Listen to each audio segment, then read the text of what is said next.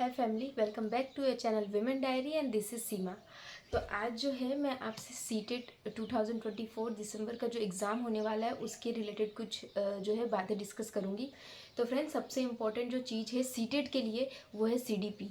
CDP जो है वो माना जाता है कि मोस्ट स्कोरिंग सब्जेक्ट है फॉर सीटेट, क्योंकि सीडीपी में क्या होता है, पेडागोजी होते हैं और ये सारी अगर हम इनको मतलब अच्छे एक कहते हैं ना कि एक अच्छा अगर हम फॉलो करें, एक अच्छी स्ट्रेटेजी फॉलो करें तो सीडीपी में मार्क्स जो है स्कोर करना वो कंपेरेटिवली अदर सब्जेक्ट के लैंग्वेज हो गया या फिर आपका जो सब्जेक्ट हो गया उससे इजी होता है। तो इसको कैसे मैंने इसको कैसे पढ़ा था ये मैं आपको बता दूं कि मैंने जो है वो सीडीपी की प्रिपरेशन कैसे की थी।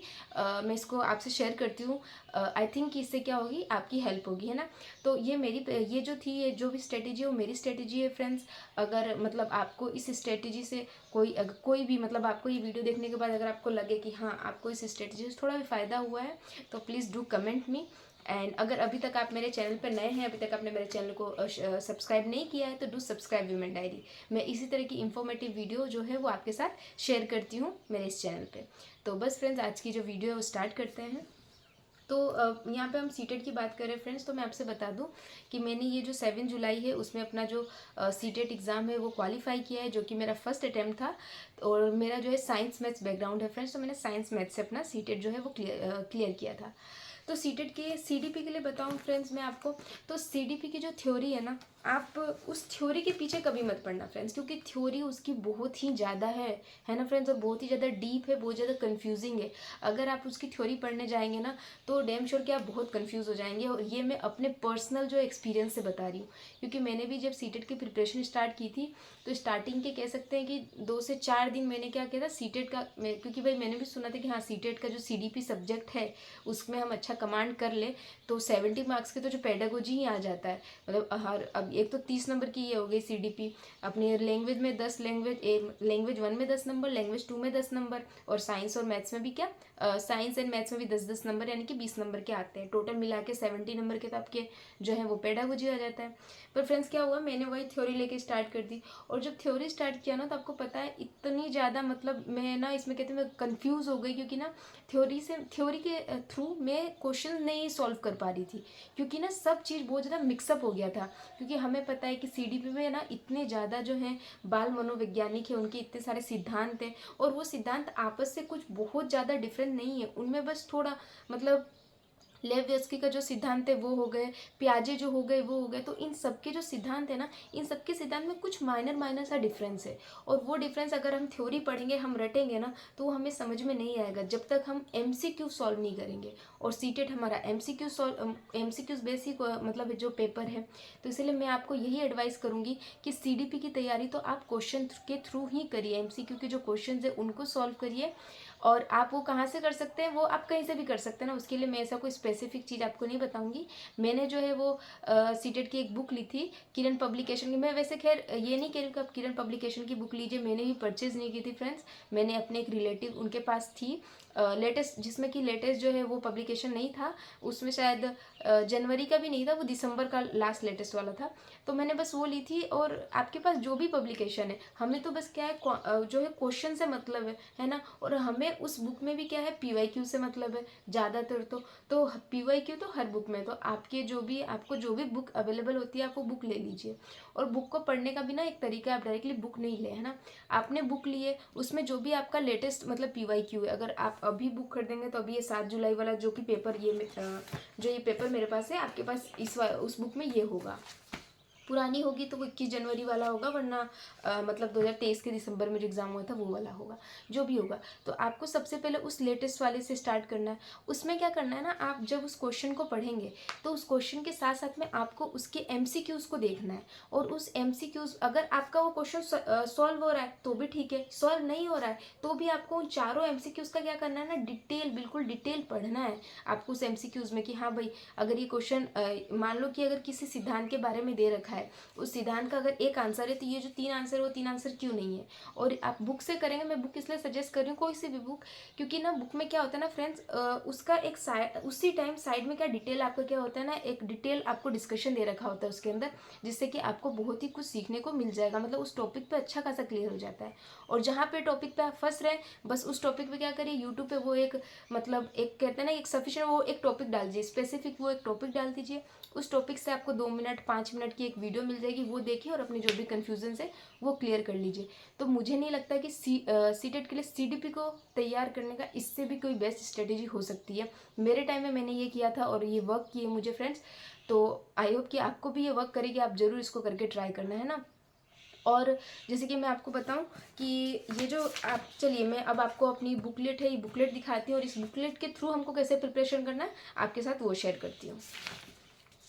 अब जैसा कि देखिए फ्रेंड्स, ये मेरा क्वेश्चन पेपर है, ये 7 जुलाई का जो मैंने अभी दिया था अपना सीटेट, उसका क्वेश्चन पेपर है। इसमें से देखिए मैं आपको बताऊंगी, अगर आपको PYQ भी सॉल्व करना है या फिर आप बुक से भी क्वेश्चंस लगा रहे हैं, सॉल्व कर रहे हैं, तो आपको किस तरीके से करना है। जैसे कि आप देख सकते हैं कि अभी ये वाला क्वेश्चन आपको दिख रहा होगा, which of the following is the correctly matched pair, निम्नलिखित में से कौन सा सही सुमेलित युग्म है। तो इस तरीके के जब आपको क्या करना है, मैच करने वाले क्वेश्चंस आ गए हैं, तो इसमें क्या करना होगा कि आपको सारे क्वेश्चंस पढ़ने होंगे। जैसे पहला है मानक संदर्भित मूल्यांकन का क्या है, साथियों के प्रदर्शन की तुलना करना। खैर इसका करेक्ट आंसर यही था, और मैंने ये किया था और मेरा ये राइट भी था। तो ये फ्रेंड्स, और साथ में आपको ये रचनात्मक मूल्यांकन, तो देखो भले ये है इसका आंसर, पर आपको क्या करना है, अगर इसका आंसर आपको ये आ भी रहा है, आपने लगा भी दिया, और अगर नहीं भी आ रहा, आप अपनी बुकलेट में जो बुकलेट से आंसर की से मैच करके अगर लगा भी रहे हैं, तो आपको साथ ही साथ में देखिए रचनात्मक मूल्यांकन, योगात्मक मूल्यांकन, मानदंड संदर्भित मूल्यांकन, ये क्या है, आपके एक क्वेश्चन के अंदर आपको ये चारों चीज़ें पढ़नी है, और आपके एक क्वेश्चन के अंदर आपका क्या होगा, ये 4 पॉइंट क्लियर हो जाएंगे, है ना फ्रेंड्स। तो आपको कुछ नहीं करना है इसके लिए, अगर आपको नहीं वो हो रहा है, तो नहीं मतलब समझ में आ रहा है खुद से, तो आप इसको क्या कर सकते हैं, यूट्यूब पे सर्च कर सकते हैं, इसकी कोई छोटी सी 2 मिनट 5 मिनट की वीडियो से आप इसको कम्प्लीटली समझ सकते हैं। तो ये जो है PYQs को सॉल्व करने का बहुत ही अच्छा जो है तरीका है, जो कि आपको फॉलो करना है, जिससे कि आपकी प्रिपरेशन ज़रूरी क्या होगी, इन्हेंस होगी। और जैसे एक और आपको मैं ये बता दूं, देखिए इसमें ये है, लेव व्योत्स्की के अनुसार भाषा और विचार के बीच क्या संबंध है।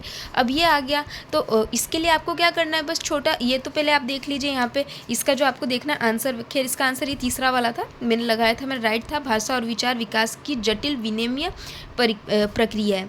तो आपको ये तो पता चला कि भाई ये क्या है, लेव व्योत्स्की का है, बट साथ ही साथ में आपको पता है कि ये जो तीनों है ना, ये उनके नहीं है। और क्योंकि ये तो खैर मेरी बुकलेट है, अगर आप जो बुक लेते हैं उस बुक में इससे क्वेश्चंस दिए रहते हैं ना फ्रेंड्स, तो साथ में उसका क्या डिटेल एक्सप्लेनेशन दिया रहता है, वो आपको इसके साथ साथ लेव व्योत्स्की के बारे में कुछ और, कि ये किस तरीके के जो हैं वो बाल रचनात्मक हैं, बाल रचनात्कार हैं, और क्या है, और भी काफ़ी चीज़ें बताते हैं। तो इसी तरीके से आपको फ्रेंड्स करना है। और साथ ही साथ में जैसे कि आप देख सकते हैं कि क्वेश्चन की लेंथ भी अच्छी खासी है, अजर्सन और रीजनिंग, है ना। देखिए अजर्सन और रीजनिंग के जो हैं फ्रेंड्स, अभिकथन और कारण के 4 से 5 क्वेश्चंस आए थे। तो आपको इस पे बहुत ही अच्छा ध्यान देना है, क्योंकि क्या है ना, इसकी लैंग्वेज थोड़ी समझने में हमारे लिए मुश्किल होती है। अगर हम इसकी लैंग्वेज समझ जाए ना, तो उसको करना बहुत ही ईजी हो जाता है। तो इसलिए हमें क्या करना है, अपने पेडागोजी पे ऐसी पकड़ बनानी है। इसके लिए हमें क्या करना है, जितने से ज़्यादा क्वेश्चन हो सके हमें क्वेश्चन सॉल्व करना है, ताकि जब हम मतलब एग्ज़ाम हॉल में बैठे ना, तो ऐसा हमें ना लगे कि अरे यार ये क्वेश्चन मतलब हमारे लिए काफ़ी टाइम टेकिंग हो रहा है, ठीक है ना फ्रेंड्स। ये आप देख सकते हैं, जैसे ये हो गया, देखिए जीन प्याजे की थ्योरी, ये वाला हो गया आपके पास। तो इसमें जीन प्याजे की थ्योरी है, साथ ही साथ में जब आप जीन प्याजे की थ्योरी पढ़ रहे हैं, आपको पता है जब इसका आंसर ये है, तो साथ में जो 3 गलत आंसर है, आपको ऐसा नहीं कि उनको छोड़ देना, आपको उनको भी पढ़ना है। ये भी किसी न किसी जो है उनके रचनात्मक के किसी न किसी का सिद्धांत होगा, ये किसका सिद्धांत है, क्यों है, ये सब आपको पता करना है। तो अगर आप इस तरीके से पढ़ेंगे ना, तो आपके लिए ज़रूर क्या होगा, बेनिफिशियल होगा फ्रेंड्स। देख लिया आपने कि किस तरीके जो है वो क्वेश्चंस आते हैं, और इसको अप्रोच करने का जो है हमारा मतलब इसको सॉल्व करने का जो हमारा अप्रोच है कैसा रहना चाहिए, मेरा वही था, इसलिए मैं आपके साथ ये अच्छे से शेयर कर सकती हूँ।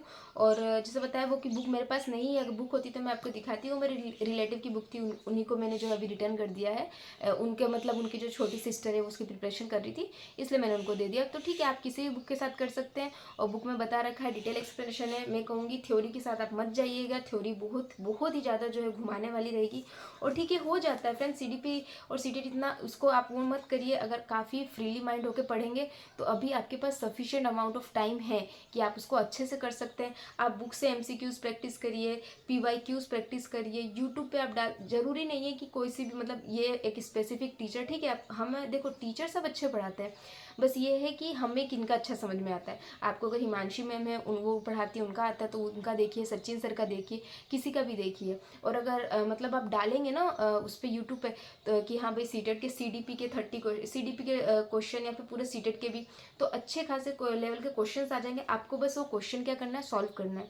और हाँ, यूट्यूब पे भी क्वेश्चन कैसे सॉल्व करना है, अब फ्रेंड्स यूट्यूब पे भी आप इस तरीके से मत सॉल्व करने लग जाइए कि आपने लगा दिया है, आप यहाँ पे चाय पी रहे हैं, बैठे हैं बस एक मतलब और देखे जा रहे हैं जैसे मूवी की तरह, तो ऐसा नहीं है। उस टाइम क्या होगा ना कि जब हमसे वो जो टीचर है वो सॉल्व करवाते हैं ना, तो हमें लगता नहीं ठीक है हमें समझ में आ रहा है और वो हो जाता है। और फिर जब हम खुद ट्राई करते हैं तो हमसे नहीं होता है। तो अगर यूट्यूब से भी आप सॉल्व करेंगे तो वो जो मैंने जैसे जो तरीका अपनाया था मैं आपको बताती हूँ कि जब मैम क्या करते हैं ना, मैम या सर जो भी हैं वो आपको एक स्क्रीन पर क्वेश्चन दिखाते हैं, बस क्वेश्चन दिखाने के बाद उस वीडियो को पॉज कर दीजिए, देन उसके बाद आप जो अपना आंसर है उसको टिक कर लीजिए, मतलब लिख लीजिए या फिर माइंड में रखना है माइंड में रख लीजिए, फिर उसको प्ले करिए और फिर देखिए कि आपका आंसर मैच कर रहा है। अगर आपका आंसर मैच, फिर भी आपको ऐसा नहीं कि ठीक है मेरा ठीक है तो फास्ट फॉरवर्ड कर दूँ आगे चला जाऊँ, नहीं। अगर आपका वो आंसर ठीक है फिर भी आप देखिए कि भाई मैम जो है, जो टीचर वो एक्सप्लेनेशन दे रहे हैं और जो आपका एक्सप्लेनेशन है क्या वो सेम था, वो सेम होना भी ज़रूरी है, कहीं तुक्के से तो नहीं हमने लगा दिया और हमारा हो गया। और जो रोंग है वो भी देखिए कि भाई ये क्यों रोंग है, क्या रीज़न था इसके रोंग होने का। और सबसे ज़्यादा जो मैं आपको बताऊंगी पेडागोजी के लिए जो फ्रेंड्स है ना, तो पेडागोजी के जो क्वेश्चंस होते हैं ना, इसको ना आप हमेशा क्या करें ना, एक बच्चे के मतलब एक कहते हैं ना बच्चों को ध्यान में रख के सोचें। और इस वाले क्वेश्चन के आंसर में आप क्या करें ना, बच्चों को एक्टिव रखें हर चीज़ में। कोई भी ऐसा चीज़ नहीं होना चाहिए जिसमें बच्चे इनएक्टिव हो हर एक, क्योंकि ना इस वाले क्वेश्चन में थोड़ा अगर जिसमें बच्चे इनएक्टिव हो थोड़ा नेगेटिव सेंस में चला जाता है। तो हमें क्या करना है, बच्चों को एक्टिव रख के उस वाले सेंस में क्वेश्चन करना है। और बच्चों को अगर हम अपने माइंड में रख के और पेडागोजी के क्वेश्चन सॉल्व करेंगे तो काफ़ी हद तक मतलब वो क्वेश्चन क्या होंगे, सही होंगे। पर क्वेश्चन प्रैक्टिस बहुत मस्ट है, क्योंकि क्या है ना फ्रेंड्स कि 2017-18 तक जो आते थे सीटेट के क्वेश्चन है, उसका जो लैंग्वेज था वो काफ़ी इजी होता था, मतलब जो लैंग्वेज था उसको हमें समझ सकते थे। पर उसके बाद के जो लैंग्वेज है ना काफ़ी ज़्यादा ट्रिकी हो गए वो, अगर आपने क्वेश्चन सॉल्व नहीं किया है तो आप वहाँ जाके फंस सकते हैं। और साथ ही साथ में आपको अपनी स्पीड, अगर आप क्वेश्चन सॉल्व करते रहेंगे तो आपकी स्पीड बनी रहेगी, तो जो स्पीड है ना वो जो आपका वहाँ पे टाइम ब्रेकर नहीं बनेगा। ठीक है फ्रेंड्स, तो बस ठीक है, हो जाता है ना, हो जाएगा आपका भी, बस मेहनत करिए, सफिशिएंट अमाउंट ऑफ टाइम है, मेहनत करेंगे जितना ज़्यादा हो सकता है उतनी प्रैक्टिस करिए, प्रैक्टिस से ही आपका जो ये है वो पेपर क्वालिफाई हो सकता है। तो that's all from my side friends. अगर आपको अभी भी कोई कन्फ्यूज़न है तो कमेंट बॉक्स में आप मुझे जो है वो कमेंट कर सकते हैं, मैं उसका रिप्लाई ज़रूर करूँगी।